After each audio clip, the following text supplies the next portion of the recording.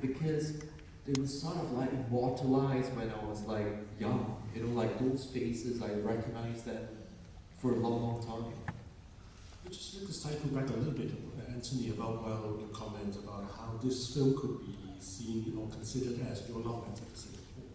Because a bit more markedly compared to the first two films, you really showed Singapore in these various aspects. I remember there's the scene when my father actually told Hua that, well, on the bus, you get to see Singapore so much more. And then we see all these scenes of Little India, and then various neighborhoods, and then ending up in Orchard Street. So we managed to see Singapore in its entirety across social classes and all that. So that's also intentional, right? I mean, in terms of showing Singapore to us, the audience, and also chronicling and archiving what Singapore looks like at this point in time.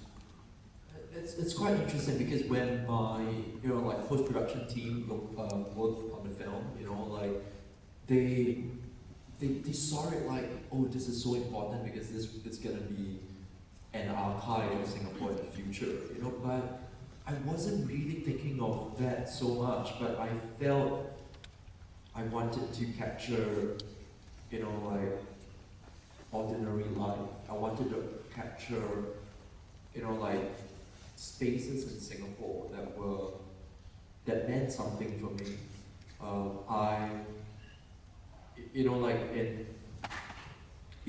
And this, by the way, is probably one of my favorite scenes in the film. Is the bus ride, and even when I wrote it, like I was like, we need to make this work. We need to, because it needs to be moving and romantic and beautiful, but not in a cheap way, The very last shot, just as the sunset is moving, it's across this field, we call it the Padang, and behind is the old Supreme Court and City Hall that's now converted into a National Gallery. And in the past, I used to take a bus, and I would always pass by that route, and I always thought that it's the most romantic and most beautiful sort of like side of colonial Singapore, of the city, and I want to capture it. But they've closed down the route. So I literally worked really hard to ask for permission to shoot that visage. I got rejected 5 times, eventually I got it. I think a lot of these spaces are my own memories as well, of bus rides, of what I felt was truly Singapore, not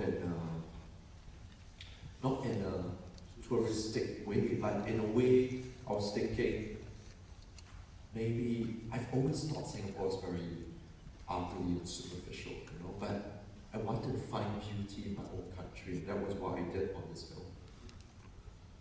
So actually, maybe we'll just open it up to the floor, theoretically. Okay. So because actually we did receive quite a few questions from the audience, so maybe I'll just, the team actually selected quite a few. So maybe I'll just ask the first one.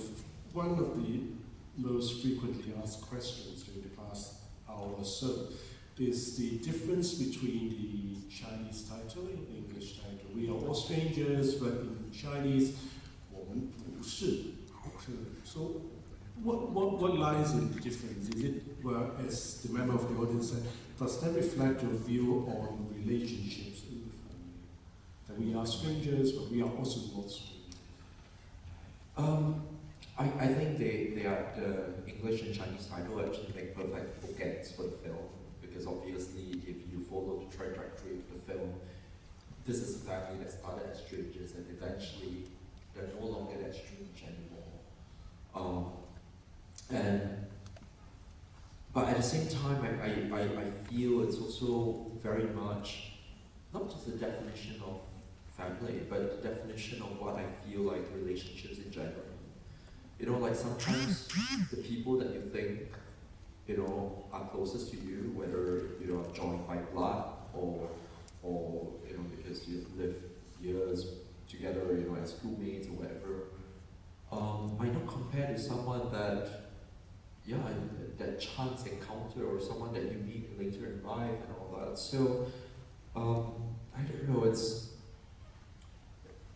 interesting, you know, like I started having the English title first, We Are All Strangers, and to be really honest, this whole idea of stranger, I feel very deeply myself, because I feel that all the time when I'm back, even in my homeland, even when I'm in Singapore, I always feel like I can't fit in.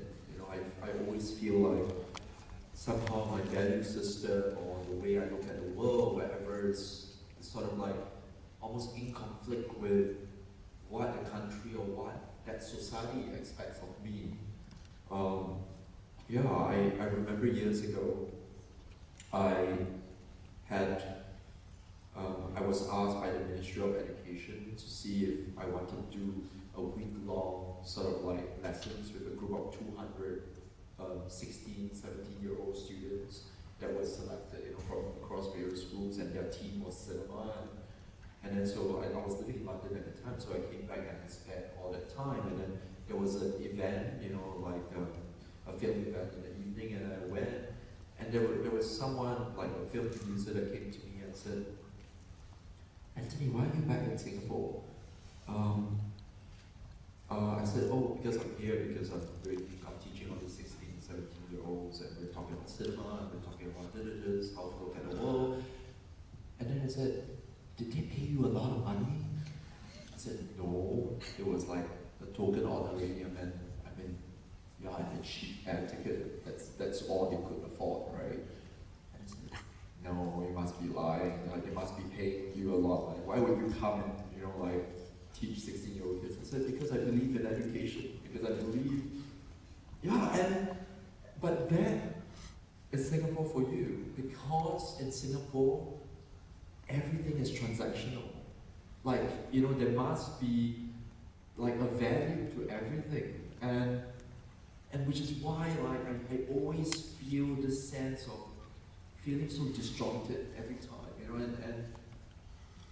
and I'm very, very sometimes jealous of a lot of my friends, you know, because I went to a very good boys' school, one of the top schools in Singapore, and a lot of my friends now are lawyers and doctors and bankers, and they're constantly, you know, like buying fine watches, like the really expensive watch that,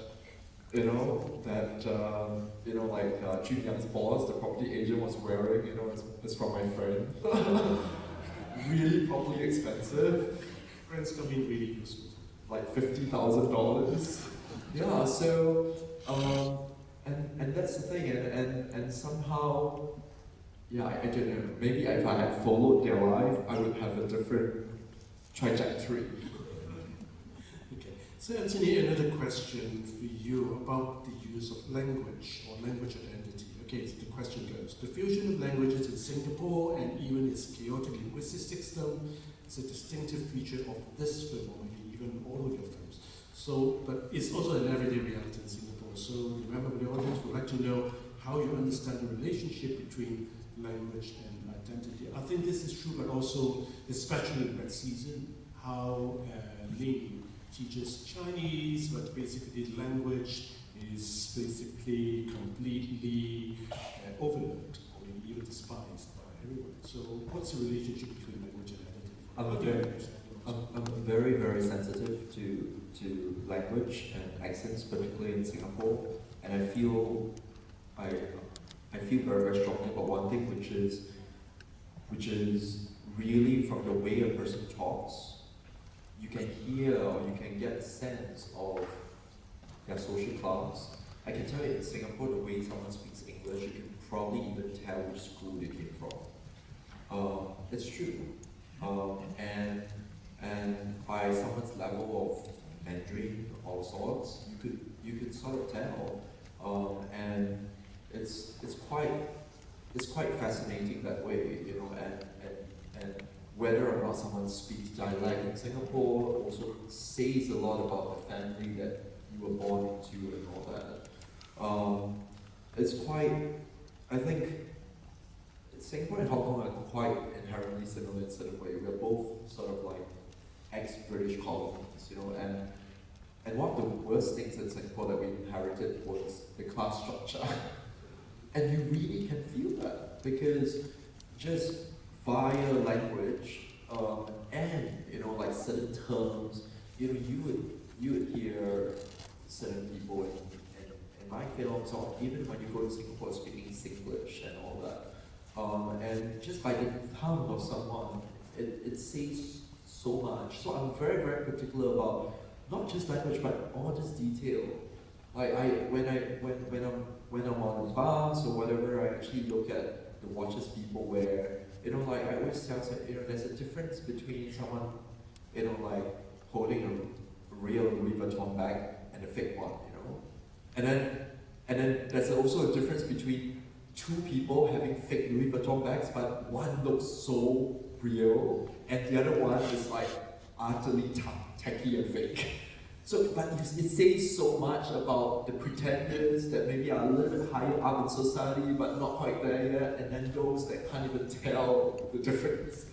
So I'm very, very sensitive to these things, and I feel like all my films sort of like, observe the nuance of class and status and all of that. I'm not sure, I'm pretty sure like for Singaporeans, they would probably connect with these characters more because you understand the nuance. But for foreigners, maybe you know, like you can't distill it so well. Actually, well, this ties in with another question sent in by a member of the audience.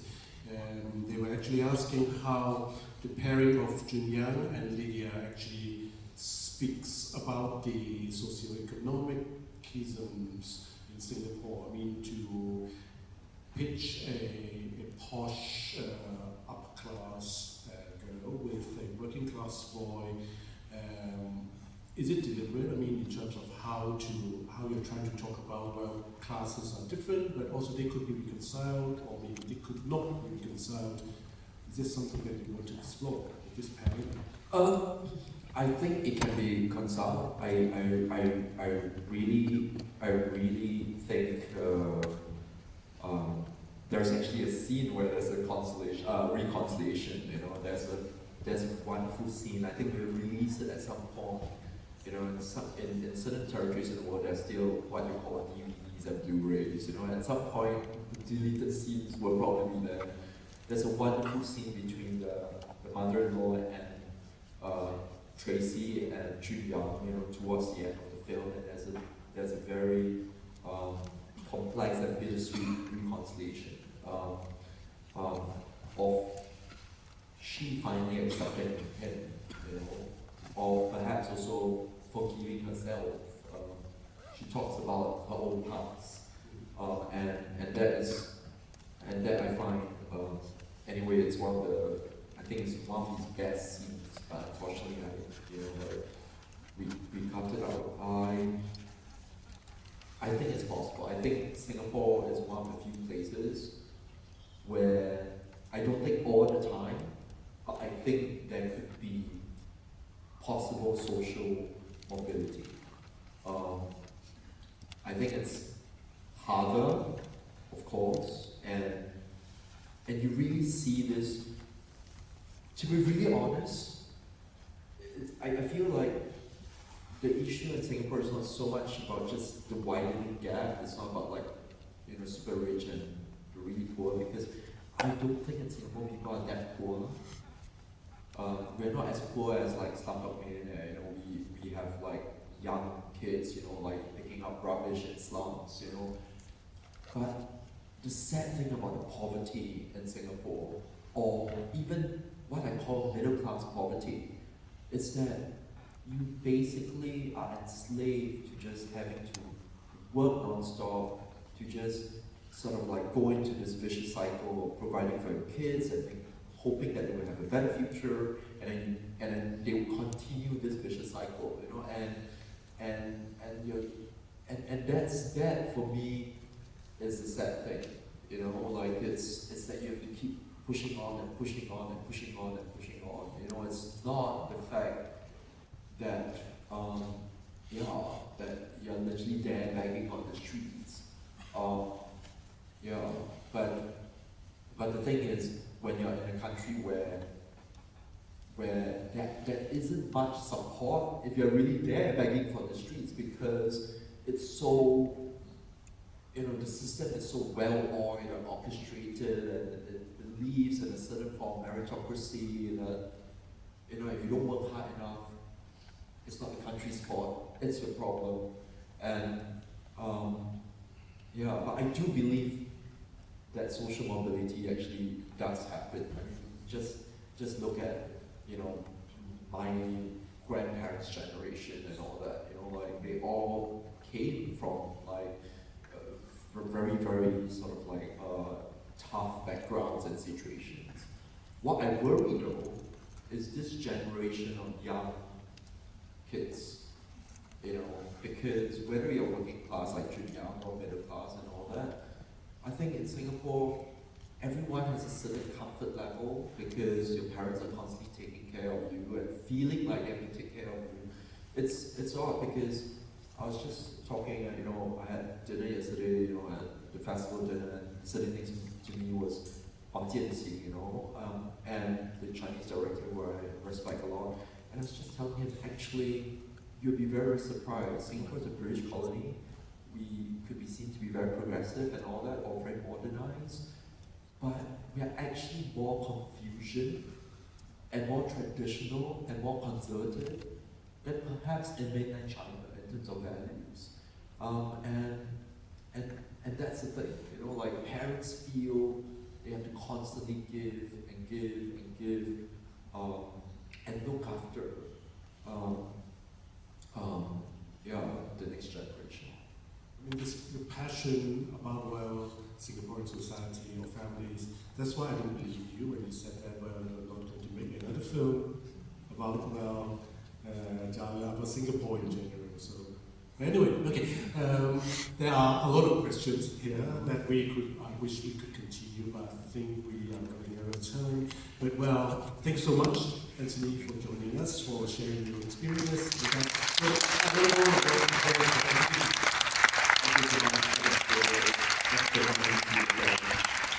Thank you so much.